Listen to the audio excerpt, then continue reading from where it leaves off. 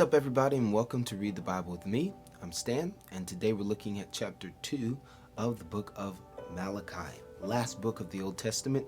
Just a few chapters to go before we are completely finished with the Old Testament. So before we do, make sure that you are a Bible Club member. Make sure that you are given that $10 a month so that we can buy Bibles for people who won't have the chances that we have to get them. And in some cases, it's illegal to fellowship around Christian ideas. And so we send these Bibles to them on a monthly basis, as well as supporting missionaries that are already in the mission field.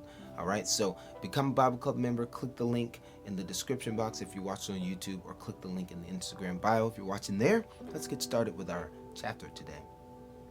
It says, "And now, O priest, this command is for you. If you will not listen, if you will not take it to heart to give honor to my name, says the Lord of hosts, then I will send the curse upon you, and I will curse your blessings. Indeed, I've already cursed them, because you do not lay it to heart.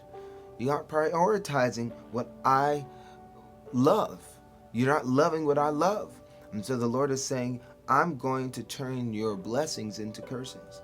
"Behold, I will rebuke your offspring, and spread dung on your faces, the dung of your offerings, and you shall be taken away with it. So shall you know that I have sent this command to you, that my covenant with Levi may stand, says the Lord of hosts. My covenant with him was one of life and peace, and I gave them to him. It was a covenant of fear, and he feared me.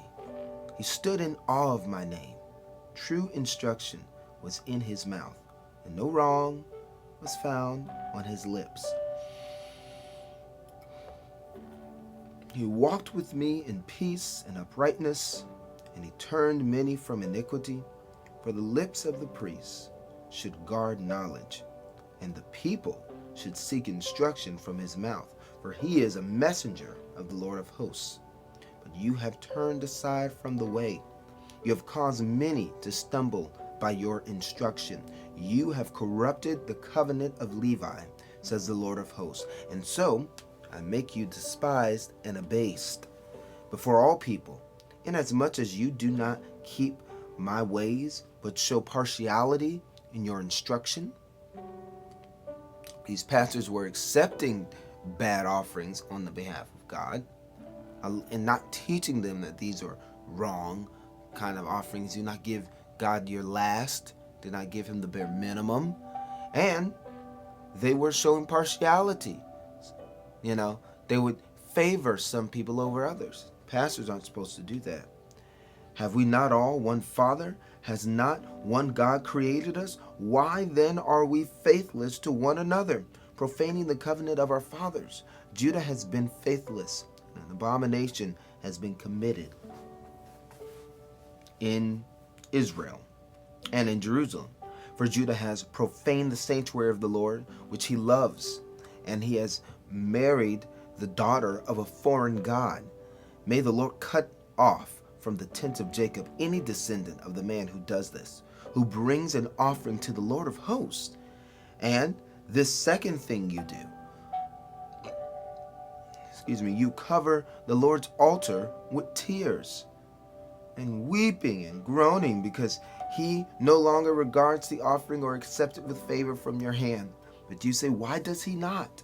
Because the Lord has witnessed between you and the wife of your youth, to whom you have been faithless.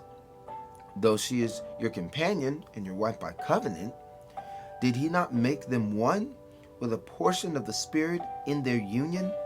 And what was the one God seeking? Godly offspring. So guard yourselves in your spirit, and let none of you be faithless to the wife of your youth.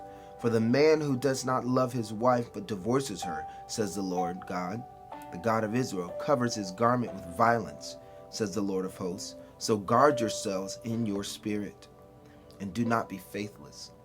So there's a few reasons why the Lord wasn't accepting the offerings. One of the reasons was it was bad offerings. They're giving the worst to God. We cannot expect to call ourselves lovers of God and we don't give anything to his work, his mission, what he believes is important. Jesus is the head of the church. So when we give to the church, we're giving to Jesus. We're giving to God. And this is interesting. He says, I'm not accepting your offerings because of the way you treat your wife. So you can give all you want, but the Lord won't accept your offering if you've treated your wife, if you're constantly rude, brash, arrogant, prideful, dismissive, gaslighting, um, narcissistic toward your wife, egotistical. Okay, there's so many things that men have to overcome in marriage, and that's all of those things are we need to work on all of them. I need to work on all of that. So I'm just naming things that I'm familiar with. But the Lord said, I'm not going to accept your offering if you don't treat your wife right. So you don't worry about giving and expecting something from me if you're not treating the most important relationship after your relationship with God right. So that was chapter 2 of the book of Malachi. The Lord is rebuking. All right. Thank you so much for reading. I'll see you tomorrow. We'll be looking at chapter 3 and then chapter 4, and then we're done with the entire Old Testament. Look what you've done just by being consistent. God bless you. Peace.